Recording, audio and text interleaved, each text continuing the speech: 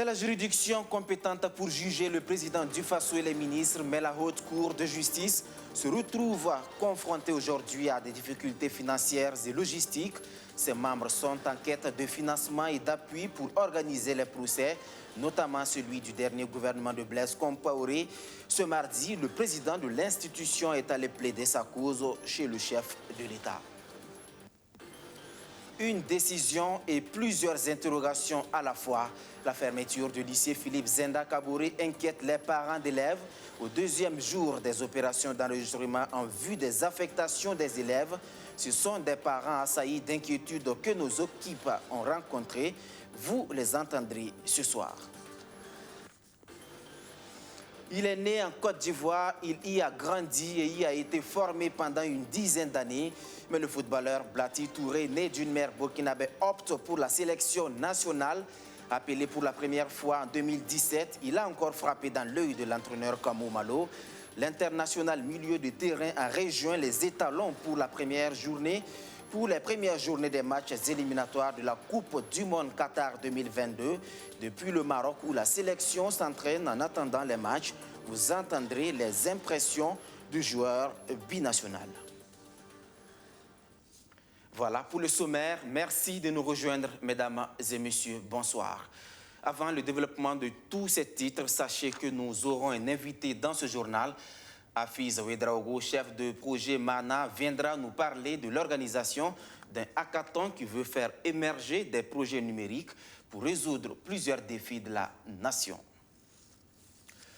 La Haute Cour de justice à la quête de moyens financiers et logistiques pour vider les dossiers qui sont sur sa table. Parmi ces dossiers, celui du dernier gouvernement où l'ancien président du Faso, Blaise Compaoré, est accusé. Le dossier est en état d'être jugé, mais la Cour manque de moyens. Alors, elle se tourne vers le chef de l'État lui-même justiciable, mais il est surtout le garant de l'indépendance de la justice burkinabé. Khalil Bara et ses collègues nouvellement installés dans leurs fonctions sont allés plaider leur cause au palais présidentiel. Plus de précisions avec le président de la Haute Cour de justice, Khalil Bara. Nous avons présenté nos préoccupations quant au fonctionnement de la Haute Cour de justice. Il s'agit essentiellement des problèmes logistiques, des problèmes financiers, naturellement, surtout pour la conduite des procès. Nous avons besoin d'un certain nombre de choses, dont notamment une salle, une grande salle pour le procès. Nous avons également besoin de ressources financières, matérielles, mais aussi du personnel pour nous accompagner dans notre mission. C'est essentiellement ce que nous lui avons dit et il a marqué également son soutien à la Haute Cour de justice. Et comme vous le savez, la Haute Cour de justice, dans son fonctionnement, est portée par l'Assemblée nationale. Et il a promis, en tout cas, de voir le président de l'Assemblée nationale pour voir dans quelle mesure les préoccupations soulevées vont être réglées. Comme vous le savez, le président du Faso est le garant de l'indépendance de la justice. Et à ce titre, nous avons le devoir justement de l'approcher pour voir dans quelle mesure nous pourrons bénéficier de l'accompagnement, de son accompagnement, de l'accompagnement de son gouvernement. C'est vrai que le chef de l'État et les membres du gouvernement sont justiciables de cette Haute Cour de justice. Mais, comme je l'ai dit tantôt, en tant que garant de l'indépendance de la justice, il est de notre devoir, il est de bonne loi que nous puissions lui dire que, effectivement, nous avons commencé à travailler dans un souci de transparence et d'ouverture en vue d'accomplir la mission qui nous a été assignée. Dans l'actualité de ce 31 août 2021, il y a cette inquiétude des élèves et parents d'élèves du lycée Philippe Zenda Kaboré. Le plus grand lycée du pays restera fermé à la rentrée prochaine. Les autorités ont annoncé un processus d'affectation des 3700 élèves. Les enregistrements dans les lycées d'accueil ont commencé, mais vous allez le voir, les parents accompagnent leurs enfants malgré eux. Ils sont plongés dans une série d'inquiétudes et d'interrogations. Une de nos équipes a fait le tour de quelques centres d'enregistrement. Benjamin Kwame. Mardi 31 août 2021, lycée Philippe Zenda Kaboré, deuxième jour pour les opérations d'enregistrement des élèves du dit lycée qui ne pourront pas commencer la rentrée scolaire 2021-2022 dans cet établissement. Ce matin, ils sont d'ailleurs très nombreux, alignés devant l'administration pour chercher des documents pouvant leur permettre de s'identifier dans les autres centres d'enregistrement. Je suis venu pour récupérer mon bulletin. Comme il y a le full là, il faut qu'on fasse le rang d'abord. Je suis inquiet parce que je ne sais pas d'abord si j'aurai de la place. Le lycée municipal de Paspanga est un site d'enregistrement. Il y a aussi la queue à faire ici. Cet élève a fini de se faire enregistrer, mais soulève des zones d'ombre. Ça n'a pas été facile, excusez-moi. Le Zenda compte un bon nombre d'élèves et ça sera très difficile pour eux de nous intégrer dans d'autres établissements. Par exemple, moi, je souhaite aller fréquenter au Borodro maintenant. Mais il paraît qu'il y a une seule classe de terminale et je ne pense pas que cette classe-là pourra recevoir tous les élèves qui souhaiteront passer et être intégrés au Borodro aussi. Des inquiétudes liées aux places, ce parent d'élèves suit la ligne, mais à un autre niveau, la sociabilisation des enfants. Bon, les enfants, pourquoi ils s'adaptent à un autre établissement là, ça va prendre un peu de temps. Peut-être que si les cours qu'ils ont reçus n'ont pas terminé les différents chapitres là, peut-être que c'est à ce niveau-là qu'ils vont avoir des problèmes. Plus de 3000 élèves du Zenda seront réaffectés dans les lycées et CEG des 12 arrondissements de Ouagadougou. Pour cette rentrée, il n'y aura pas également de recrutement dans les établissements publics. Dans l'arrondissement 1, par exemple, il y a le lycée municipal Bambata qui fait office de site d'enregistrement pour ses élèves. Ici, Dame Compaoré ne va pas du dos de la cuillère pour désapprouver cette mesure. Je trouve que ce n'est pas la solution de fermer l'école parce que ça n'arrange pas les enfants. Ils n'ont pas fini leur programme. Ils vont venir s'affronter à des élèves qui ont déjà fini leur programme. Ça ne nous arrange pas, ça ne les arrange pas aussi. Ce n'est pas tous les élèves qui ont commis l'acte, mais ils ont pris ça mettre sur tous les élèves. À vrai dire, on est inquiet parce qu'on n'a pas terminé les programmes. Et en plus, comme ils ont délocalisé les élèves, on travaille en groupe, on sait même pas comment on va faire maintenant. Chaque parent a donc 3 choix à faire pour enregistrer son enfant et attendre les réaffectations. Sur le risque de manquer de place ou de surcharge dans les classes, le corps enseignant tente de rassurer. Nous avons donc déposé des rapports de fin d'année. Je crois qu'il y a un travail qui a été fait à ce niveau-là. C'est en fonction de comme je l'avais dit tantôt, de la capacité d'accueil des élèves, là, des classes, que les élèves seront orientés. Je crois que l'autorité va nécessairement prendre en compte la capacité d'accueil. Nous, on n'a pas encore refoulé quelqu'un par rapport à un problème de place. C'est vrai qu'il y a un certain nombre d'établissements qui a été affecté pour faire ce travail-là, et en fonction des effectifs disponibles. Dieudonné Nikiema indique ne pas avoir pour l'heure le nombre exact de places libres, mais les classes avec des effectifs pléthoriques sont connues. Et dans cette situation inquiétante, certains élèves qui ne sont pas du lycée Zenda Kaboré tenteraient de s'adonner à la fraude.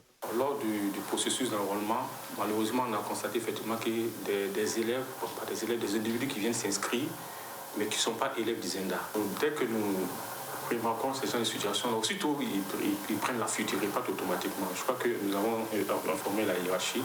Le lycée municipal de Paspanga, au moment où nous bouclions ce reportage, était à 242 élèves enregistrés. Tous les 3700 élèves du Zenda ont jusqu'au 10 septembre pour se faire enregistrer. Et c'est dans ce contexte où des interrogations restent posées sur le sort des 3700 élèves que le ministère de l'Éducation nationale s'attelle dans l'organisation des assises nationales du secteur. Le document qui servira de base à cette grande messe des acteurs de l'éducation est fin prêt. Son comité de rédaction l'a remis ce lundi aux premières autorités du département de tutelle. Abdou Aziz Sari. C'est un document élaboré sur la base de 12 thématiques, selon le comité de rédaction. Il aborde toutes les problématiques du système éducatif burkinabé et propose des pistes de solutions. Remis au ministre Stanislas Ouaro, il va servir de base de discussion dans le cadre des assises régionales et nationales sur l'éducation. Ce document que je viens de recevoir est bien rédigé. Il sera sans doute un document de référence sur le système éducatif burkinabé. Au regard de tous les retours que nous avons eus de la part des différents lecteurs qui ne sont ni impliqués dans la rédaction ni dans mon département. Ce sont donc des lecteurs neutres dont les jugements ne sont entachés d'aucune subjectivité. Dans le principe, le comité se dissout dès qu'il remet le fruit du travail pour lequel il a été mandaté. Même si le sel se dissout, il n'en demeure pas moins qu'il reste présent dans la terre ou dans l'eau. C'est pourquoi je voudrais demander humblement à tous les membres de ce comité officiellement dissous de rester disponibles pour accompagner les assises nationales de l'éducation nationale. Pour l'instant, aucune date n'est annoncée pour les assises régionales et nationales, mais le ministre en charge de l'éducation nationale s'engage à mettre ce document, qui est le fruit de 21 jours de travail, à la disposition de tous les participants 2 semaines avant la tenue de l'événement. Un système éducatif digne de ce nom aboutit à la formation d'une jeunesse dont l'insertion socio-professionnelle est assurée. C'est dans cette dynamique qu'intervient l'initiative pour un développement durable dans la région du Centre-Est. Seydou Noba et son bureau s'investissent justement dans la promotion de l'entrepreneuriat des jeunes. Les 72 heures de l'entrepreneuriat qui ont ouvert leurs portes ce lundi à Koupela entend former 80 jeunes de la région du Centre-Est. Alexis Blemnaba nous en dit plus. Une jeunesse entreprenante, une société stable et prospère. C'est sous cette thématique que l'IDD, Initiative pour un développement durable, initie ses 72 heures de formation en entrepreneuriat et en leadership au profit de la jeunesse du Centre-Est. Au menu de cette formation, l'organisation d'une conférence débat sur la problématique des impôts, l'idée et la création d'entreprises, l'analyse du marché, la communication sur le financement des impôts, des modules en leadership ainsi que des partages d'expériences. L'objectif étant d'aiguiser l'esprit entrepreneurial et de leadership de la jeunesse du Centre-Est en général et du Kouritenga en particulier, afin de répondre à leurs difficultés en matière d'insertion professionnelle. Il y a une réalité qui est là. Nous avons un très bon nombre de diplômés qui est là, les mains vides, ne sachant pas quoi faire. Donc, il faut travailler à ce que ces acteurs-là puissent savoir qu'ils peuvent déjà commencer à se reconvertir quelque part. Il faut travailler à ce que ceux-là qui sont même toujours sur les bancs commencent déjà à prendre conscience que maintenant, ils doivent prendre conscience et commencer à faire quelque chose qui va les sortir, en tout cas, de leur situation, parce que la fonction publique à elle seule ne peut pas. Il y a les acteurs du secteur informel. Il y a des acteurs qui sont déjà sur le terrain, mais qui pensent qu'il leur faut avoir des connaissances pour pouvoir améliorer leur façon de faire et rentabiliser mieux. Larissa Zombri, une participante en venant à cette formation, veut davantage se perfectionner. Elle a déjà un projet, celui d'ouvrir sa propre entreprise. L'apport de cette formation, c'est de entreprendre un jour, ouvrir son propre entreprise pour pouvoir s'en sortir. Et je rêve d'aller suivre une autre formation en décoration et les gâteaux d'anniversaire pour pouvoir m'en sortir un jour.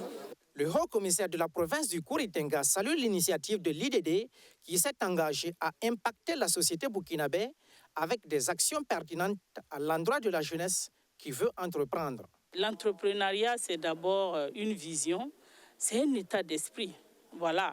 Et c'est une capacité, c'est une compétence, c'est une connaissance.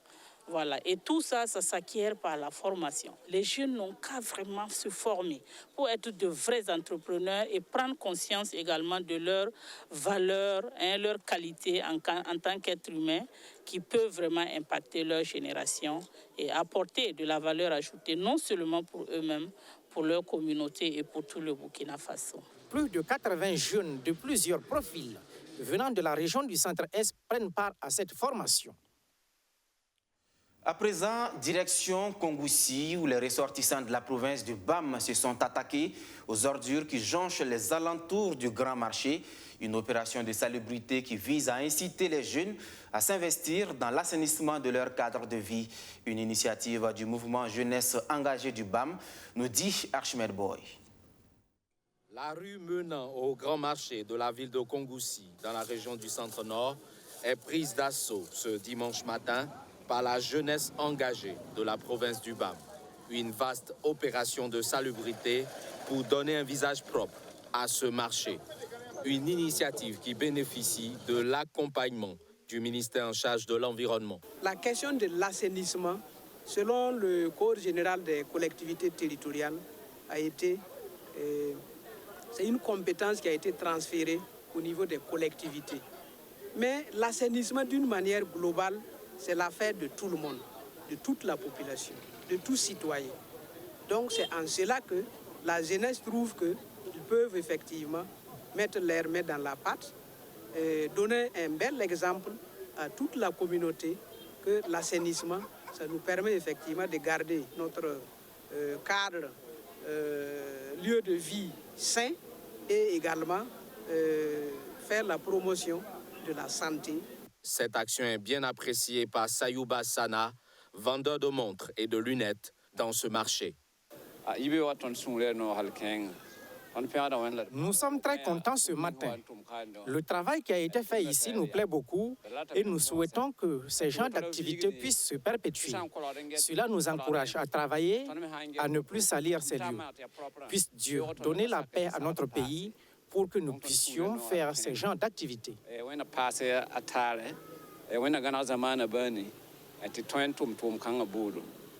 À travers cette opération, le mouvement de la jeunesse engagée du BAM veut inciter les populations à prendre à bras le corps la question de l'assainissement de leur cadre de vie. Assainir son cadre de vie, c'est aussi s'assurer que l'environnement est suffisamment vert, un acte citoyen qui passe par le reboisement. À la Banque de l'Union du Burkina, la tradition a encore été respectée cette année. L'institution financière a donné rendez-vous à son personnel dans un bosquet de la commune de Lumbila dans l'Obritenga. Ce sont 200 plants qui ont été mis en terre. Abdou Aziz Sari. À Lumbila, dans l'Obritenga, la Banque de l'Union apporte sa contribution à la lutte contre le changement climatique au Burkina Faso. Avec à leur tête le directeur général, les agents de la BDE-BF mettent en terre 200 plants sur le bosquet de la municipalité. Cette initiative est, selon l'institution financière, une réponse à l'appel du président du Faso qui invite les Burkinabés à reboiser le pays. La Banque de l'Union Burkina est une banque citoyenne. Et à chaque fois que nous nous implantons dans une localité, nous appuyons beaucoup la mairie, l'hôpital et l'orphelinat. Donc, en plus de ces œuvres, nous ajoutons également à notre corde l'assainissement, l'environnement et la préservation de l'environnement. C'est la troisième fois d'affilée que la Banque de l'Union pose cet acte éco-citoyen dans la commune de Lumbila. Elle entend ériger le domaine en jardin du maire en y réalisant une clôture et des hangars. Mais en attendant que ces infrastructures voient le jour, la BDU offre la somme de 600 000 francs CFA à la commune pour la protection et l'entretien des plants mis en terre. Avec le maire, on va s'asseoir pour voir est-ce que c'est la mairie, même nous, on va prendre la charge de ça, ou bien on va affecter la somme là au niveau du service technique environnemental, comme c'est eux qui sont proches de notre jardin, ils vont pouvoir essayer de pouvoir l'entretenir plus que nous. Et on va voir comment faire pour mettre une commission pour pouvoir veiller sur ça. Il y aura une commission pour ça. La journée de ce 28 août 2021 aura permis également à l'équipe dirigée par Karim Bakayoko de faire l'examen de la situation de la banque au 30 juin 2021. À cet effet, le directeur général relève la bonne santé de son institution. Donc effectivement, au 30 juin, nous sommes dans nos objectifs puisque nous avons dépassé 50% des réalisations.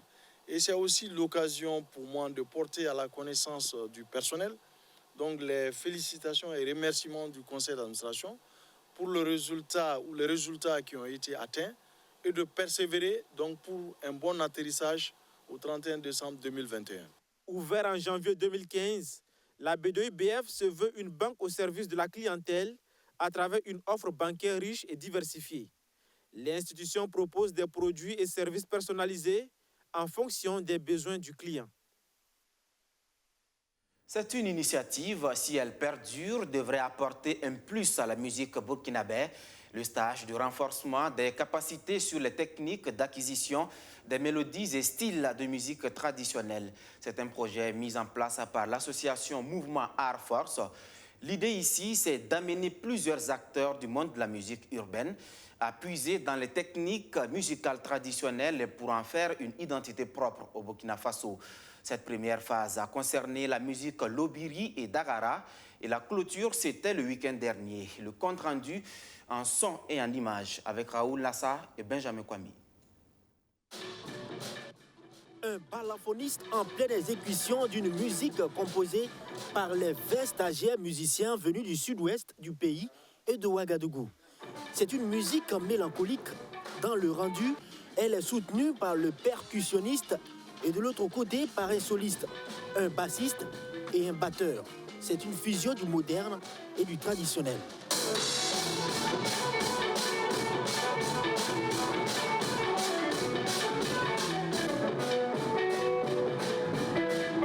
Alors la première musique est une musique, on appelle ça de la mélancolie.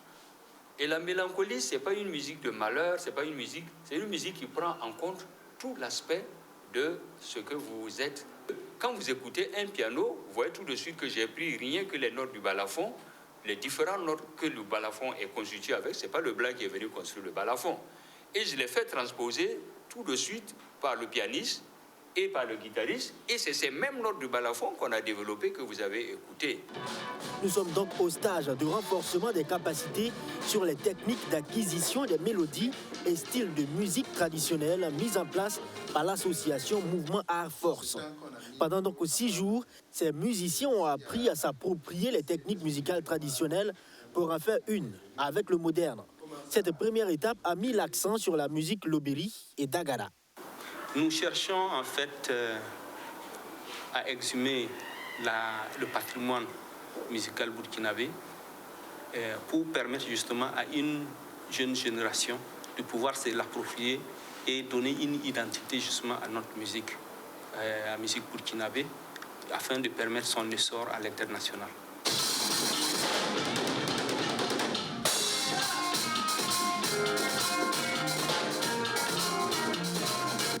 Les stagiaires ont aussi composé une musique joyeuse et toujours sous la supervision des formateurs. Ils ont été initiés à la philosophie ou le thème de la musique tradimoderne, élément catalyseur qui évite de faire des compositions plates. Aujourd'hui, beaucoup de gens font la musique avec du bruit et en réalité, le message n'y est pas. C'est ça la nuance. Alors ici, les instruments déjà vous font les messages. Et s'il y avait un chanteur qui venait vous chanter sur ces musiques, vous allez rester totalement perdu parce que cette musique, ces paroles vont venir renforcer en plus les mélodies. Ces arrangeurs, guitaristes et percussionnistes sortent de cette première session tonifiant mélodie et technique de composition avec les 2 styles musicaux. Ils repartent avec des attestations de participation. Et nous avons appris beaucoup de choses que nous allons capitaliser et mettre en œuvre désormais dans nos productions en studio. Après l'étape avec le terroir Lobiri et Dagara, l'association Mouvement Art Force compte étendre ce stage à d'autres groupes ethniques du Burkina Faso.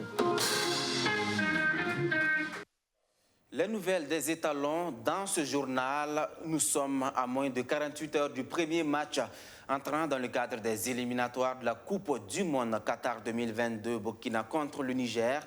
Le groupe est déjà au complet du côté de Marrakech au Maroc. Ce soir, nous nous attardons sur un joueur qui fut un pion clé dans la belle chevauchée des étalons lors de la CAN 2017. Il s'agit de Blati Touré. L'international avait disparu des radars avant d'être rappelé récemment. Que s'était-il passé? Quelles sont ses impressions? Notre envoyé spécial au Maroc, Arsène Konitamde, l'a rencontré. Reportage. Dès ses toutes premières convocations avec les étalons, Ibrahim Blati Touré n'a pas fait dans la dentelle. Au milieu de terrain, le joueur au petit gabarit séduit très tôt le public sportif burkinabé. Ses prestations lui permettent de gravir assez rapidement les échelons et se trouver une confortable place au milieu de terrain. Si en sélection l'enfant d'Adjamé à la cote, ce n'est pas le cas en club. Il connaît quelques difficultés avec son club, le Victoria Guimarães.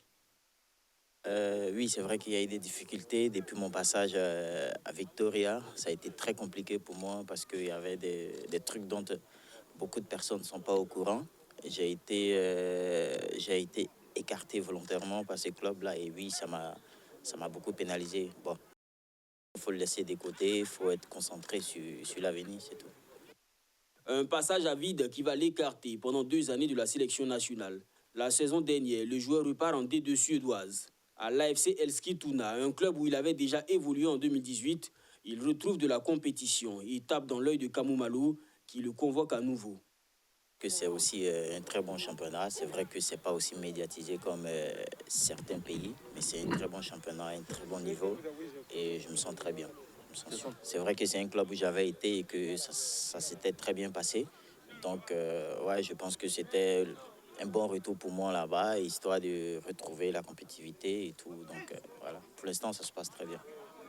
Retour en sélection 2 années après, le joueur veut s'intégrer dans un collectif qui s'est construit sans lui. Je trouve qu'il y a un très bon groupe, une bonne cohésion et voilà, je pense qu'avec cet état d'esprit-là, on peut faire beaucoup de choses. C'est vrai que ça fait aussi 2 ans que je n'ai pas été là.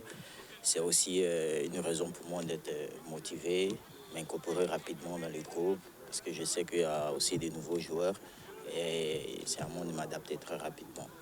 À 27 ans, la Toupie espère être décisive pour aider le 11 national à se qualifier pour le Mondial 2022 au Qatar.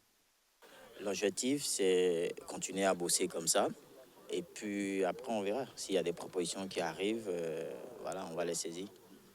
Et aussi se qualifier pour la Coupe du Monde, bien sûr. Il faut croire, c'est très important de croire d'abord, après ça, de prouver sur le terrain. Ibrahim Blati Touré le sait, s'il a sa chance dans le 11 de départ ce 2 septembre face au Niger, il devra confirmer, car aucun état de service ne saurait lui conférer un statut d'intouchable. Je vous l'annonçais en début de journal, pour une jeunesse qui entreprend, l'association MANA se bat de novembre 2018 à maintenant. Ce sont 5000 jeunes qui ont été sensibilisés à l'entrepreneuriat et aux opportunités d'emploi au Burkina Faso. L'association ne s'arrête pas là. Du 24 au 25 septembre prochain, elle organise en collaboration avec le PNUD un hackathon. De quoi s'agit-il exactement? Donc, Afiz Ouedraogo, chef de projet de l'association MANA, est sur ce plateau. Monsieur Ouedraogo, bonsoir. Bonsoir, monsieur Traoré. Et bienvenue sur ce plateau. Merci de nous recevoir. Alors, un hackathon pour transformer des idées en projets innovants. Déjà, comment ça marche? Un hackathon, c'est une activité de 2 jours, durant laquelle des experts vont accompagner des porteurs de projets pour améliorer en fait leur prototype. Et après, ils vont présenter en fait ces prototypes-là devant un panel d'experts, un jury qui va juger de ce projet-là. Donc, dans le cadre de ce projet, de ce hackathon que nous faisons avec le PNUD, les 10 meilleurs projets qui vont être retenus seront accompagnés jusqu'en décembre et jusqu'au lancement en fait. Alors, le digital pour un Burkina durable, c'est le thème de l'événement. Alors, pour un pays comme le Burkina Faso, où le débit de la connexion Internet n'est pas forcément appréciable, comment est-ce qu'on peut réussir tous ces projets? L'objectif, en fait, de ce hackathon, c'est de vraiment trouver des solutions pour répondre à des besoins existants. Donc, c'est pour cela qu'on a lancé ce hackathon tout en définissant en fait des thématiques. Donc, s'il y a des porteurs de projets éventuellement qui peuvent nous proposer des solutions allant dans ce sens, ce qui serait aussi très bien. Mais aujourd'hui, il y a plusieurs façons d'utiliser Internet, même si le débit en fait n'est pas aussi élevé que ça. D'accord. On peut toujours mettre à profit la situation. Oui, on peut toujours mettre à profit la situation. D'accord. Vous parlez d'équipes pluridisciplinaires qui sont les cibles. Ce sont elles qui sont mises en avant. Quelles sont ces équipes pluridisciplinaires? Lorsqu'on parle d'équipes pluridisciplinaires, en fait, il y a deux aspects qu'il faut voir ici. D'abord, c'est des équipes qui ne sont pas forcément TIC. Ça veut dire que ce n'est pas forcément forcément des développeurs, mais il y a des gens qui sont dans l'équipe et qui ont un profil marketing, qui ont peut-être un autre profil, je ne sais pas, de gestion par exemple, qui peuvent apporter leur expertise pour améliorer le projet existant. Et aussi, dans l'appel à candidature, on dit qu'on souhaiterait avoir des équipes mixtes. Lorsqu'on parle d'équipes mixtes, ici, on veut dire des hommes et des femmes qui sont éventuellement dans cette équipe projet qui va prendre part en fait, à ce hackathon-là.